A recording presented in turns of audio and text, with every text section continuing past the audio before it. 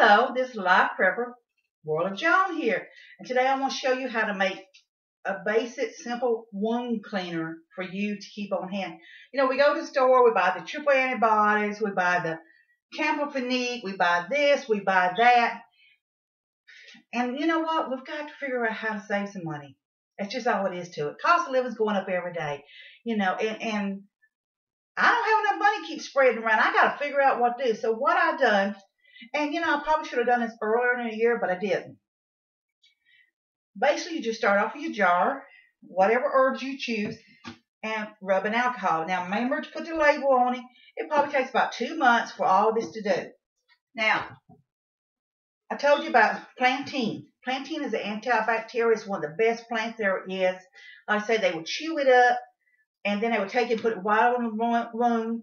They would make a tea of it and drink it to help with the internal problems and everything. It's an extremely excellent plant. And you can cook it and eat it also. So, that's going to go in there. And then I've got some Creeping Charlie. Now, believe it or not, I eat this in the morning before I go to work. It's not the best tasting in the world, but I want to tell you what, it helps with the pain. So I decided to go ahead and add some Creeping Charlie in there. Also, I got some purslane that I've harvested. And the reason I harvest this to put this in it is because it's full of nutrition. Low omega-3s and other vitamins and minerals that you need to help heal in your body. I also I have dried this. This here is a touch-me-nots that I have harvested. I'm going to put some touch-me-nots in here because actually I'm using this here to make one of my salves with. But the thing is, with touch-me-not, people used it to help with the reduced swelling of wounds, to slow the bleeding down and stuff, such as hemorrhoids, and they've used it to rub on their varicose veins. And it's also, they put it also on wounds. Overlook my cat. Children will play. Sorry. So, and I have indeed put that in there. And then I also have purple loosestrife also that I'm using. And I take it back. The touch-me-nots is for poison ivy, rashes, and irritations. The purple loosestrife is what was used for the hemorrhoids and the varicose veins and wounds and other areas. So I was wrong. I went backwards on that. So please forgive me for that. Now the thing is, when you put this in here, I like to pack it down as tight as I can to make my own. Now I'll probably put more of the purslane in it than I will anything else, because that is a strong antibacterial. And you know what?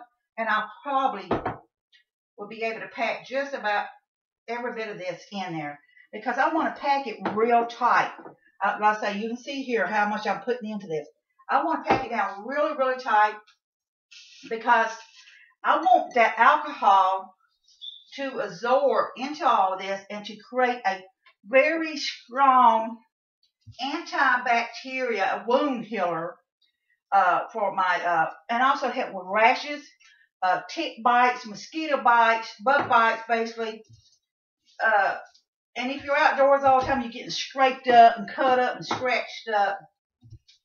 And our body has just built a tolerance to all this medications that was been prescribed. And that's why a lot of doctors won't even prescribe antibiotics anymore unless they extremely have to.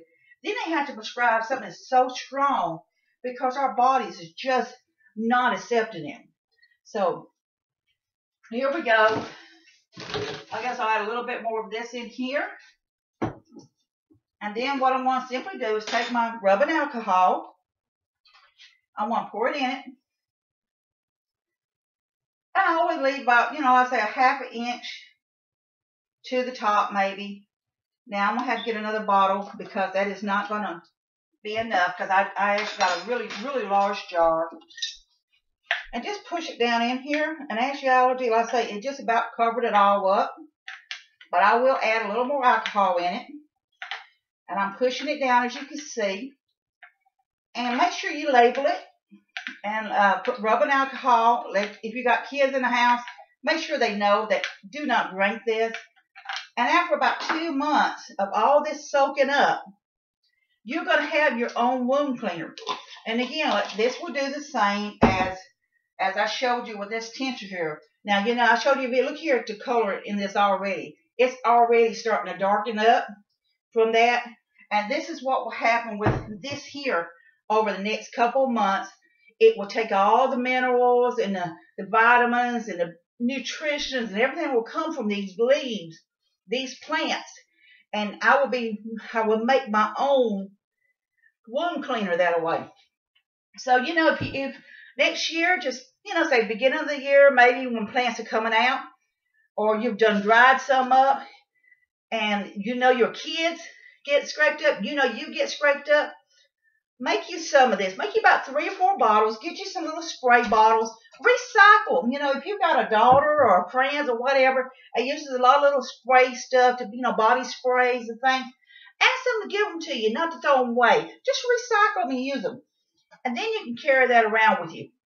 You can make you a small bottle of this up and carry it with you in your backpack, some toilet, cotton or whatever you need with it, wound cleaner. So, if you're out, you've got something to clean with. And also, if you want to, it's another thing here. If you want to do this, you can add a few drops of iodine in it after it's done if you want to. Because iodine, I was raised up on it. And I've got a huge bottle of iodine I keep in my bathroom for the purpose of water purification, in case something should happen that I have to have it. So, real simple. Make your own wound cleaner stuff. Use your own herbs. You research, decide which herb you want to get. I harvest the plantain out of my backyard. I harvest the purslane out of my yard. I harvest the creeping Charlie out of my yard. And then I harvest the purslane, the touch-me-nots. I harvest it probably about 2 or 3 miles down the road. And then I harvest the purple stripe. I found it growing wild in a good large area, and I harvested it. I didn't drive out of the way. I just kind of cruise around. Now, if I see a pasture, I stop, and I harvest it. So all that did not cost me anything except for my alcohol. And the amount of money you're going to spend for a little bottle compared to a large bottle of alcohol. Now, this alcohol here is 70%. And remember what I said, it'll reduce by half. So it'll go down to about 35%. And if you want a stronger bottle of alcohol, you want to get 90% or something to put in here, you can. So this here is, again, like I say, it's very beneficial. It's save you money. Let it sit for 2 months. So, I say next spring, I want to make me up a couple jars ahead of time because I'm always scraping myself up. So, from Life Prepper here, World of Joan, thinking outside the box, want to learn with you, want you to come and join me. Let's enjoy life together. Respect nature, and maybe nature will respect you in place, and don't harvest more than you need. Be thankful for the small things in life. And what I say to all you fine folks, be safe, be happy. Bless you all.